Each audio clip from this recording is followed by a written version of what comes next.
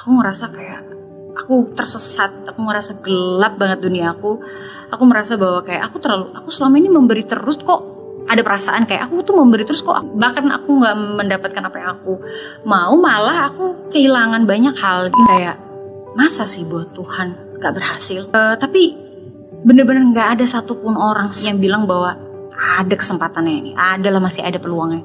Dan setiap aku sharing, ternyata aku menemukan banyak sekali anak muda yang juga tersesat gitu. Dari yang mungkin datangnya cuma 20 orang, terus pindah di tempat yang lain, mulai 50, mulai 100, mulai 200. Aku merasa kayak, apakah aku dari Diana? Aku merasa kayak, wow, aku udah kayak motivator. Mereka, ya itu karena tadi aku bilang dari berbeda-beda. Pas mereka mau konser, mereka sempat datang gitu kayak, Kak, kita harus lepas jilbab kita nggak? Karena kan ini konser rohani gitu. Yeah. Oh, jangan. Dan akhirnya perjalanan kamu yang mungkin banyak orang yang nggak tahu ya, ternyata banyak banget naik turunnya, banyak banget strugglingnya. Tapi mungkin emang kamu sudah terbiasa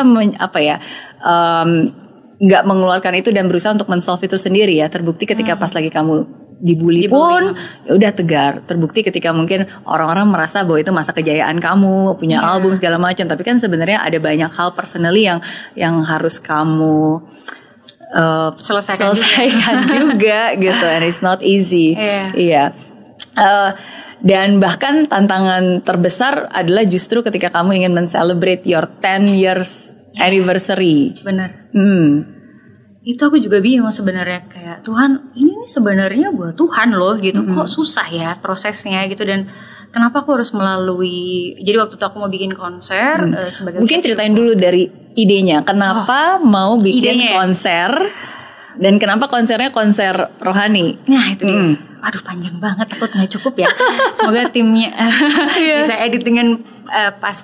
Jadi Kak, tahun 2018 itu aku kehilangan seseorang yang terbiasa ada, dan aku juga kehilangan beberapa project yang cukup besar, dan aku merasa di akhir tahun 2018 itu kayak banyak hal besar terjadi di waktu yang sama gitu, dan aku merasa kayak banyak banget yang hilang dari hidup aku, dan di situ kayak gunung yang udah dari bawah aku bangun. Karena kalau misalnya dari ajang pencarian bakat, kita kan bener-bener dari zero to hero. Dari yang bukan siapa-siapa, tiba-tiba setiap minggu orang lihat kita. Tapi pada akhirnya ketika kita udah selesai, ya akan ganti season kan.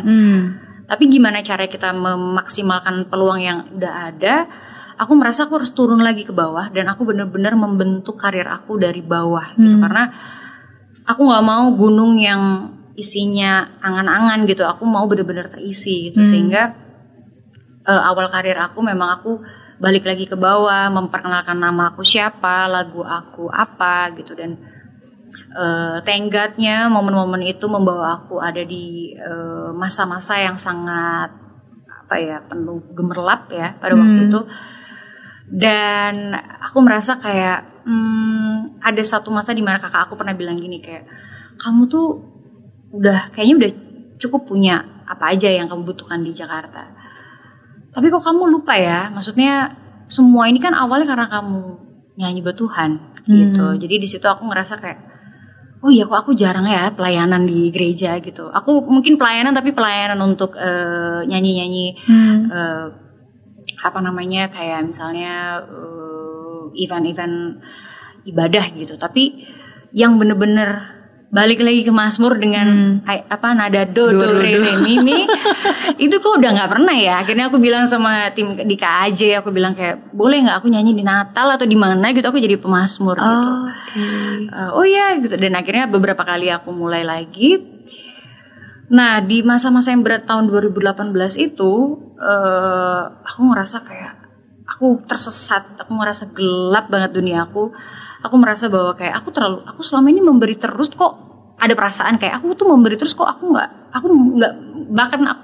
mendapatkan apa yang aku mau, malah aku kehilangan banyak hal gitu. Di situ aku banyak kayak pergumulan dan kekecewaan dan banyak banget pikiran-pikiran yang menurut aku bodoh banget gitu pada waktu itu. Dan akhirnya aku merasa udah kayak udahlah, aku nih berdoa sama siapa sih gitu. Wah, aku udah kayak bener-bener lost banget. Aku menjauh dari keluarga aku bingungan kenapa ini Citra, karena aku memang nggak sering menceritakan masalah ke keluarga aku karena aku ngerasa kayak mama aku udah sendiri. Jadi kayaknya kalau ada masalah kayak ya be gentle aja gitu dan balik ke rumah. Jangan nambah beban pikiran mereka lah gitu kan. Biarkan kita kasih masa tua yang lebih menenangkan gitu. Jadi ya aku cuma bilang kayak ya kalau mama mau perhatian, maksudnya mau memperhatikan aku ya mungkin doa aja gitu karena aku percaya doa mama luar biasa gitu. Tapi mamaku juga mungkin ada di fase yang kayak udah nggak ngerti lagi nih anaknya kenapa gitu. Aku juga nggak bisa cerita ke teman-teman aku atau orang terdekat aku di luar rumah, tapi itu berpengaruh sama pekerjaan sampai akhirnya aku ngerasa kayak aku berhenti berdoa gitu. Aku merasa kayak udah di titik yang kayak aku harus kemana, aku harus minta tolong sama siapa. Karena bahkan diri aku aja gak bisa menolong aku gitu. Apalagi aku merasa doa aku juga gak terjawab.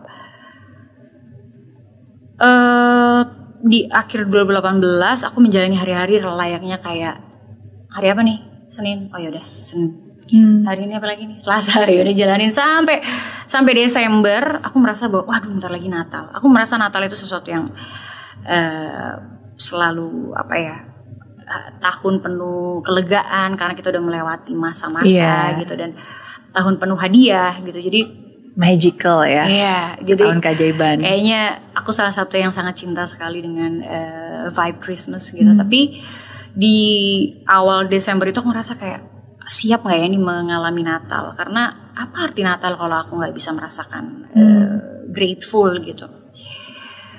Dan entah kenapa di saat-saat aku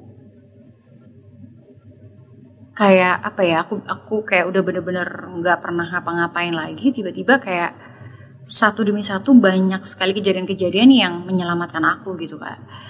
Tiba-tiba ada komunitas-komunitas baru yang aku kenal, terus aku jadi membuka cara pikir aku atau cara pandang aku terhadap masalah, terhadap orang lain atau terhadap sebuah hubungan.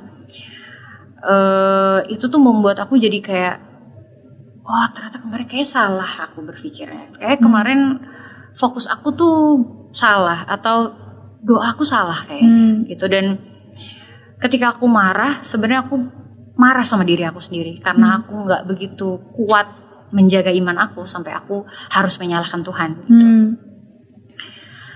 Dan di akhir tahunnya semakin mendekati Natal, semakin banyak hal-hal membahagiakan datang. Rezeki datang, kesempatan-kesempatan, terus di saat aku bahkan gak berdoa.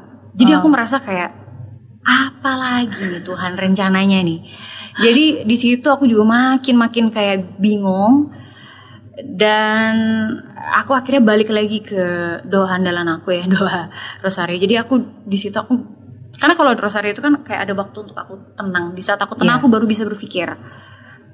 Di saat aku berpikir baru kayak aku semakin menyadari bahwa betapa aku keliru memahami apa yang aku doakan atau apa yang aku minta dan bagaimana cara aku menyelesaikan masalahku. Sampai akhirnya Natal dan penuh dengan bahagia, yang bahagianya ya bahagia aja gitu, nggak banyak disetting gitu. Gak banyak persiapan tapi tiba-tiba banyak aja yang membahagiakan sampai akhirnya masuklah di tahun 2019 di tahun baru aku memutuskan sesuatu bahwa aku bilang sama manajer aku mau bikin sesi talk show sama semua orang muda, mau Kristen, Katolik atau agama apapun, tapi ngobrol sama anak muda dan for free gitu. Tapi aku mau bikin dari Januari sampai Maret karena biasanya pekerjaan itu kalau dari Januari sampai Maret biasanya masih belum banyak gitu. Jadi kayak itu momen-momen libur yang harusnya aku ambil. Tapi aku bilang sama manajer aku kayaknya aku mau bikin free dan responnya bagus banget, responnya banyak banget yang minta pertemuan dan itu benar-benar agama apapun. Dan setiap aku sharing, ternyata aku menemukan banyak sekali anak-anak muda yang juga tersesat gitu. banyak yang dari yang mungkin datangnya cuma 20 orang terus pindah di tempat yang lain, mulai 50, mulai 100, mulai 200. Aku merasa kayak apakah aku dari Rihanna? Aku merasa kayak wow, aku udah kayak motivator gitu. Padahal aku cuma mau sharing. Kalau sharing kan berarti aku bukan hanya bercerita, tapi aku juga mau mendengarkan gitu. Tapi begitu aku cerita yang tadinya Maret sampailah Juni. Oke, berlanjut terus berarti itu. Karena aku kasih kan, kayaknya aku suka gitu dan aku that's nice. Bertemu dengan banyak orang, akhirnya lanjut ke DM, lanjut ke yang lain. Sampai akhirnya tiba-tiba ada yang bilang kayak, Cit, kenapa gak bikin konser ya? Ini pas loh, kayak mau merayakan 10 tahun gitu. Dan long story short, akhirnya banyak yang mendukung, ayo kita bikin konser, undang semua teman-teman musisi yang mau diajak gitu. Terus aku bilang, aduh kalau lagu sekuler kayak aku merasa gak pede, karena kayaknya lagu-lagu aku yang dikenal orang belum sebanyak itu untuk membuat konser tunggal gitu. Dan aku merasa kalau aku bikin konser hanya untuk ego aku, yang penting biar aku bikin konser kayaknya kurang wise gitu. Jadi kenapa nggak aku bikin konser rohani di mana ternyata memang lebih banyak orang tahu lagu-lagu rohani aku, dan aku mengajak semua teman-teman terdekat aku dari yang di idol sampai teman-teman musisi yang lain. Aku bilang kayak aku nggak bakal minta gratis gitu. Aku akan bayar sesuai yang kalian minta, karena aku mau semua penyanyi rohani mereka bisa merasakan bahwa nggak diminta karena ini kan buat Tuhan gitu. Aku pengen banget mereka ngerasain dihargai juga sebagai seorang penyanyi rohani. Jadi aku bilang kayak aku bakal bayar sesuai fee kalian gitu. Terus mereka bilang kayak udahlah Citra kan teman, kita udah yang penting kita seneng lah sama 10 tahun Citra berkarya gitu. Dan semuanya rencananya baik, mulus dan aman sampai 1 bulan sebelum konser. Tiba-tiba aku dibohongin sama event organizer-nya atau promotornya. Jadi tiket yang terhubung dengan salah satu agen yang untuk jadi kalau mau beli tiket harus di situ. Ternyata tidak pernah melakukan kerjasama. Jadi sampai di 1 bulan sebelum konser nggak ada yang beli. Hanya 5 orang, di 5 orang itu adalah tim aku. Jadi sebelum itu kan ada promo, press, terus latihan. Iya, aku juga di situ kayak bingung. Bagaimana caranya Tuhan dalam 1 bulan? Aku udah DP semuanya. Aku udah DP artis, aku udah DP gedung, aku udah DP semua vendor dan lain-lain. Gimana gini? Dan semua orang bilang, setiap hari mereka bilang kayak Cet, daripada malu, daripada gagal, daripada hasil yang gak maksimal, mending postpone deh. Bahkan orang yang paling selalu mendukung aku, mama aku, bilang kalau cancel aja. Karena mustahil. Iya, belum kurang dari 1 bulan tapi belum ada tiket yang terjual, cuma 5 doang tadi ya. Aku ngerasa bahwa ganjil banget, kayak masa sih buat Tuhan gak berhasil? Kalau Tuhan bilang masa sih gitu loh. Aku ngerasa pada waktu itu kayak tapi bener-bener gak ada satupun yang bilang bahwa ada kesempatannya ini, masih ada peluangnya. Aku cuman bener-bener bertaruh sama kepenasaran aku bahwa gak mungkin gagal gitu. Aku yakin ini ada sesuatu yang mau Tuhan kasih. Judulnya The Journey of Faith. Aku merasa salah nih kasih judul. Harusnya kasih judul yang mudah-mudah gitu, biar prosesnya lancar. Tapi karena aku merasa perjuangan hidup aku kan itu kan perjuangan iman. Jadi kayak aduh, gak tahu ya. Tapi akhirnya long story short, itu only God's grace yang bikin tiba-tiba ada yang telepon kayak, halo Citra mau bikin konser ya? Iya, saya punya komunitas nih, saya pengen banget dengerin lagu-lagu Citra dan saya mau pesan untuk 100 orang. Oke. Dari 100 orang itu tiba-tiba ada lagi berita, Citra mau bikin konser ya? Aku bisa nggak support untuk mikrofon, untuk untuk persiapan foto sebelum di konsernya. Terus banyak banget yang memberikan free endorse yang aku juga nggak tahu itu datangnya dari mana. Sampai yang punya gedung di Balai Sarbini waktu itu karena impian aku banget, kayak pengen banget punya konser di Balai Sarbini karena ya. dia bulat gitu. Dan aku bilang kayak pengen banget. Aku sampai ngerasa apakah ini karena obsesi aku ya Tuhan ya sampai ini jadi gagal. Terus aku jalanin aja terus. Aku nggak mau berpikir. Aku ngerasa wah kalau ada 100 orang berarti masih ada kemungkinan. Besok ada lagi. Tapi ada aja semakin dekat semakin ada masalah, tapi semakin ada bantuan. Ya itu aku juga bingung. Aku mau menelaah itu seperti apa. Tapi semakin mendekati hari, semakin banyak. Dan sampai di 1 hari sebelum konser, itu juga semakin membludak. Orang telepon sana sini, orang yang bilang ada yang tiba-tiba saya ingin melayani, saya mau kasih uang sebanyak 300 juta. Wah, itu aku juga nggak tahu datangnya dari mana. Terus tiba-tiba di hari H, kita dalam waktu 3 jam sebelum konser, kita harus tambah kursi. Oh wow. Karena wah itu magic banget. Aku nggak ngerti deh untuk menceritakannya karena kayak ajaib banget ya Tuhanku ini gitu. Kayak nggak bisa aku pikir dengan kepala aku gitu. Jadi apa yang terjadi hari itu, aku sampai takut pas buka tirai konser opening ya karena takut nggak ada yang nonton, kalau nggak ada yang dateng gitu. Karena sebelumnya ada beberapa yang bikin konser di situ, ada masalah karena ada demo pada waktu itu dan hari itu pas tirai dibuka aku ngerasa kayak siapa aja ini gitu, datang dari mana aja gitu orang-orang ini. Wow. Bahkan sampai konser selesai aku udah nyanyi lagu Pasti Bisa, di mana lagu itu harusnya lagu closing. Aku sampai bilang sampai ketemu lagi ya gitu, karena orang nggak pindah, orang nggak pulang, orang nggak sampai di lagu terakhir. Konser itu berjalan dengan amat sangat magic. Momen yang pernah menjadi titik terendah kamu karena pada saat itu juga kamu sempat kalut dan berpikiran macam-macam sebenarnya, very stressful, depressed, tapi bisa berakhir dengan indah. Ada banyak banget orang-orang baik yang bantu aku juga di situ, seperti volunteer, keluarga, teman-teman yang dulu pernah bantuin. Aku pernah bantu mungkin mereka di IO, akhirnya kayak comot-comotan gitu. Akhirnya kita kayak punya IO sendiri dari kerabat terdekat. Terus di volunteer itu ada beberapa teman-teman muda yang mereka pernah hadir di talk show aku. Jadi mereka menawarkan diri gitu. Yang volunteer yang sebenarnya dibutuhkan 20, yang datang 90. Wow. Itu aku juga kayak. Terus mereka yaitu karena tadi aku bilang dari berbeda-beda.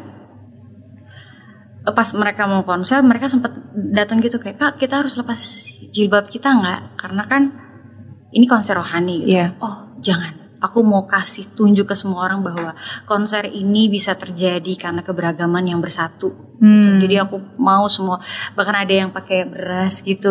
Karena aku pengen bener-bener kayak, oh my god, aku bener-bener bukan hanya beruntung, tapi aku bener-bener diberkati banget untuk bisa merealisasikan hari ini. Dan selesai konser semua orang kayak nangis. Mereka bilang kayak, "Kak, walaupun aku bukan seorang Kristiani, tapi aku menikmati setiap lirik yang ada dan membuat aku jadi lebih ingin kenal agama aku gitu."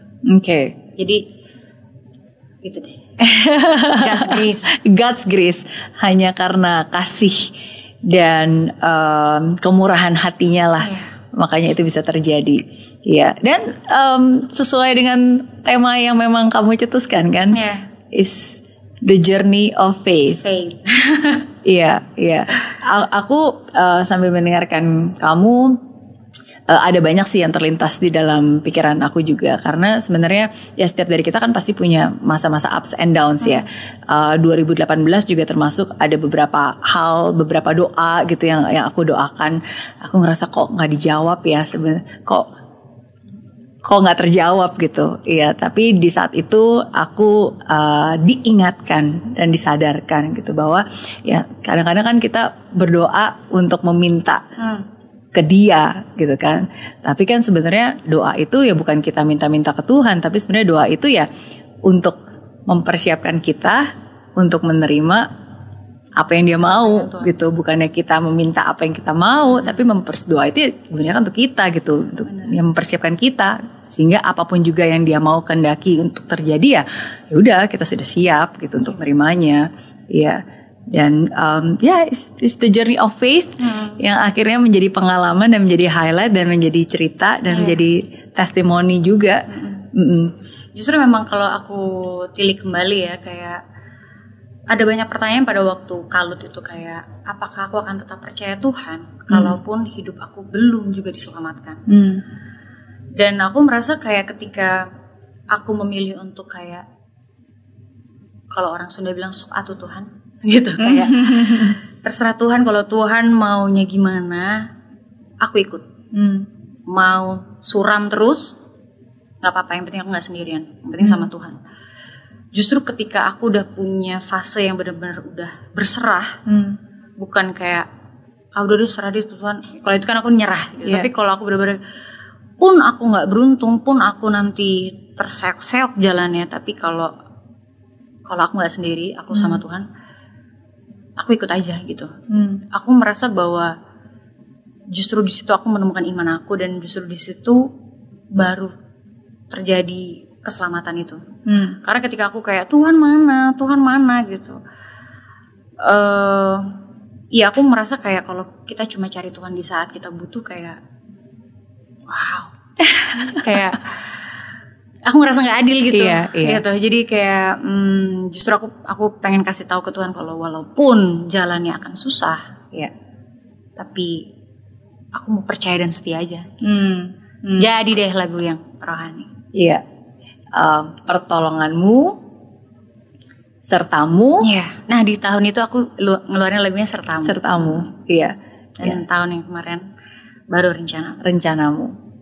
Bahwa penyertaan Tuhan itu selalu ada. Even though we cannot see, He's still working. Walaupun kita nggak bisa melihat, tapi dia tetap bekerja. Walaupun kita nggak bisa merasakan, tapi dia juga tetap bekerja dan melakukan. And that's what faith all about kan. Dan emang Tuhan itu kadang-kadang suka aneh ya. Kadang saya juga suka nanya, oke, Tuhan, oke, saya akan maju, tapi kasih tahu dong cluenya gimana caranya gitu, tunjukin, kasih petunjuk gitu dong gitu kan. Kalau kamu kasih petunjuk, at least saya biar lah bener gitu nih jalannya, kasih gitu dong petunjuk ya kan. Cuma kadang-kadang kan Tuhan diem aja nggak ngasih petunjuk. Tapi ya mungkin disitulah Tuhan lagi mau ngetes iman kita kan. Kamu tuh benar-benar percaya nggak sih? Kan kalau iman itu ya berarti kita tetap percaya, tetap berjalan walaupun kita nggak tahu caranya. Dan kadang ya mungkin kita harus jalan dulu sambil benar-benar mendekati hal yang paling kita takuti, baru di situ Tuhan akan kasih instruksi. Oke, sekarang ini kamu harus gini, ini kamu harus gini, dan Tuhan kasih akan bantu. Gitu. Unik-unik sih memang ya kalau cerita-cerita orang ya, cara mereka benar-benar untuk menemukan jawaban dari rencana Tuhan. Jadi menurut aku kalau aku sharing ke orang lain, kayak memang ceritanya memang ya seru-seru sih, beda-beda gitu kapan timingnya. Yang pasti kita baru bisa memahami setelah kita benar-benar baru diselamatkan gitu. Kita baru tahu kayak oh ini maksudnya gitu. Dan rencanamu jauh lebih indah daripada apa yang kita rencanakan. Oke. Walaupun pahit, walaupun berat, gimana kalau kita serahin semua ke Tuhan? Gimana kalau kita hanya tinggal percaya dan setia? Pada waktu aku masih kecil, aku sempat kayaknya nyawanya hampir lewat.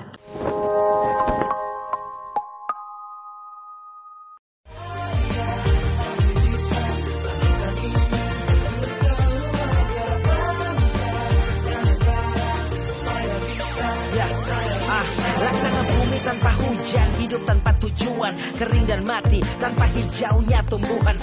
Demikian kalau mimpi tak kunjung terjadi.